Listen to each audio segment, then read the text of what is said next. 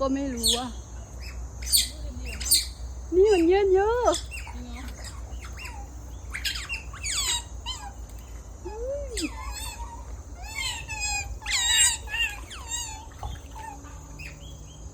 น้องลองสาย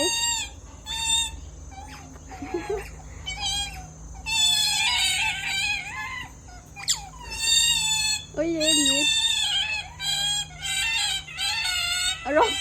ลองเชยอ่ะทำไมอ่ะนึกไอเตียนเย็นเลย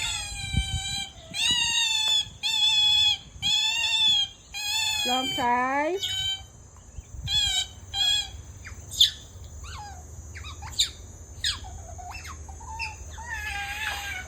พี่ลองวะไอ้อ้วนนี่น่ารักเยอะ